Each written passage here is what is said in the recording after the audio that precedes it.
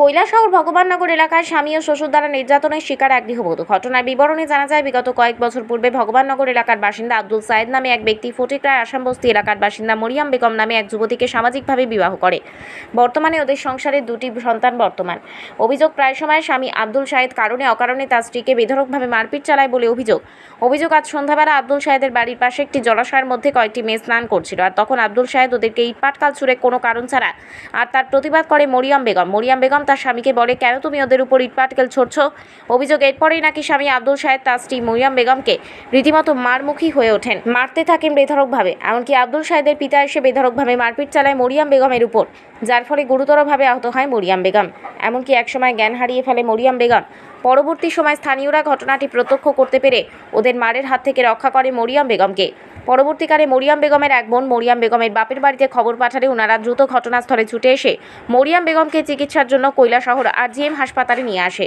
বর্তমানে মরিয়াম বেগম কৈলাসহর RGM হাসপাতালে চিকিৎসাধীন অবস্থায় রয়েছেন। পাশাপাশি উক্ত বিষয় নিয়ে মরিয়াম বেগম তার স্বামী আব্দুল সায়েদ ও তার শ্বশুরের বিরুদ্ধে কৈলাসহর মহিলা থানায় একটি লিখিত আকারে অভিযোগ দায়ের করে।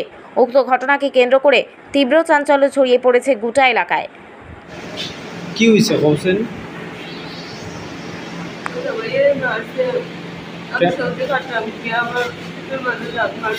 কে মারছে তোমারে? তোমার জামাইর নাম কি? বাড়ি কই? কোন নম্বর? আচ্ছা, আর কে মারছে? শ্বশুর আর জামাইয়ে?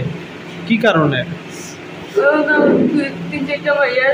গাঙ্গো সান করে আর তারা গেই চাইছিল পুরে আমি কইছি তারা ডোটা আইতো আসেনি, তারা তো বাধ্য হয়ে যেত, তো তারা ডরায় না।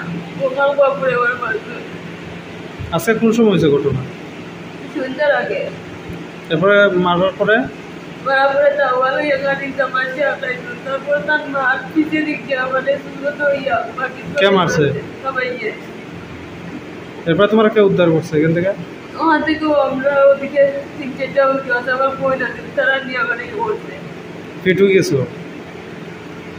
এখন তুমি বাপের বাড়ির এখন কে খবর দিছে? তোমার বাপের বাড়িতে বুঝছি না। তোমার বাপের বাড়ির লোকেদের কে খবর দিছে? খবর আমার ওটা বই দিচ্ছে, তারপর আমার জ্ঞান হওয়া পরে আমি মন করছি। আচ্ছা, তোমার বাপের বাড়ি কোন আনে? ফটিকরায় করি। তেও করি না?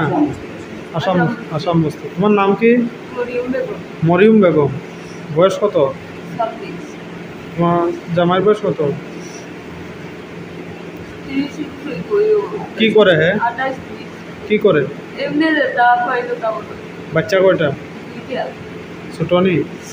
5 বছরের বাচ্চা গোমাল লোকে আর 10 মাসের বাচ্চা কাটিয়া।